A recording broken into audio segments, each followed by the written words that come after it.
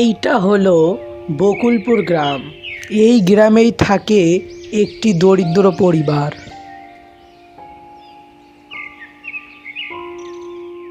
এক বৃদ্ধা এবং তার নাতি। তার নাতির নাম রতন। কিন্তু হঠাৎ করে একদিন বৃদ্ধা অনেক অসুস্থ হয়ে পড়ে। হে বাছা, আমার হয়তো সময় শেষ। তুই ভালো থাকিস, আর শোন, নিজের খেয়াল রাখিস।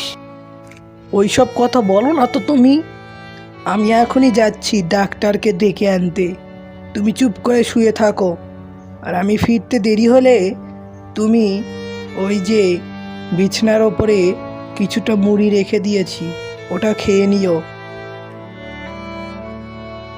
তাদের গ্রামে কোনো হাসপাতাল ছিল না, এই জন্য তাদেরকে পাশের গ্রামে যেতে হতো। পাশের গ্রামে যেতে একটা নদী পার হতে হতো।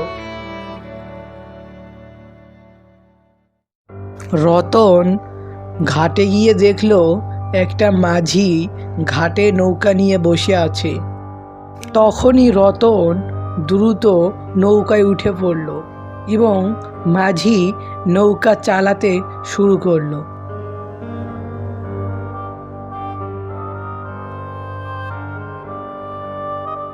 ওহে রতন, সন্ধ্যার আগেই ফিরে আসিস কিন্তু। আমি কিন্তু সন্ধ্যার পরে আর থাকবো না, তোকে আগেই বলে দিচ্ছি। এই বলে মাঝি নৌকা নিয়ে আবারও তাদের গ্রামের ঘাটে চলে গেল। তারপর রতন সেই হাসপাতালের দিকে যেতে লাগলো।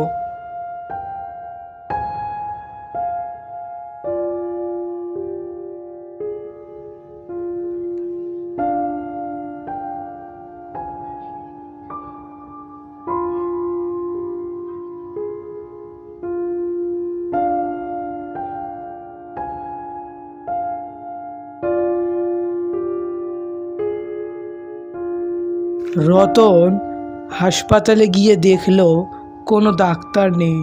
এই জন্য রতন অপেক্ষা করতে লাগলো। এদিকে সূর্য ডুবে সন্ধে নেমে এসেছে।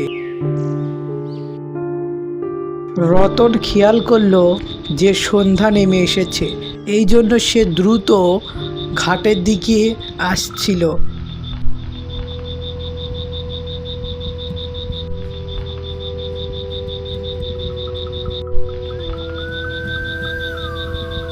ঘাটে গিয়ে দেখলো কোনো নৌকা নেই।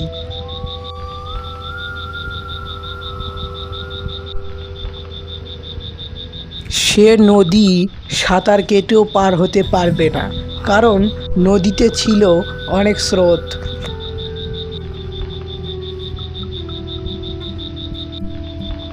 কিছুক্ষণ পর সে দেখতে পেল একটি নৌকা তার দিকেই এগিয়ে আসছে। তখন সে দেখতে পেল এক অপরিচিত লোক নৌকা চালাচ্ছে।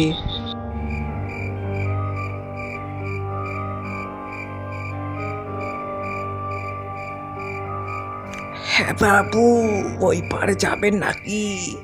আপনার জন্যই আমি অপেক্ষা করছিলাম। আপনি কি যাবেন ও পারে? হ্যাঁ, ওই পারে যাব তো, কিন্তু আপনাকে তো চিনতে পারলাম না। আমি তো কোনোদিনও আপনাকে নৌকা চালাতে দেখিনি। দেখবেন আর কি করে, আমি তো এদিকে নৌকা চালাই না, আমি তো অন্যদিকে নৌকা চালাই। তবে আপনাকে একটা কথা বলি, নৌকা চালানোর সময় আপনি ভুলেও আমার দিকে দেখবেন না, ঠিক আছে? লোকটির এই কথা শুনে রতন অনেক অবাক হয়ে গেল। তারপর রতন লোকটির নৌকাতে উঠল এবং লোকটি নৌকাটি চালাতে শুরু করলো।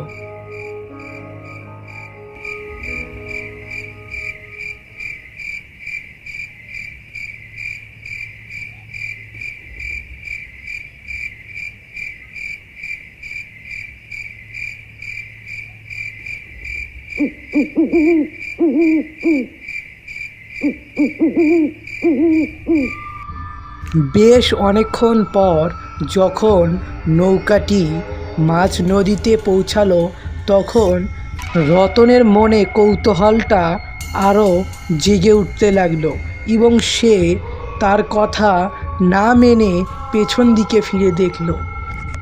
রতন পেছন ফিরে দেখলো যে মাঝিটির মাথাটি পুরোপুরি কঙ্কালে পরিণত হয়েছে।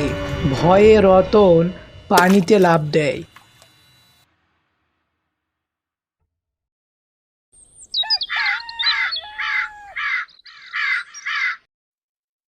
টু টু টু টু টু টু টু টু টু টু টু টু টু।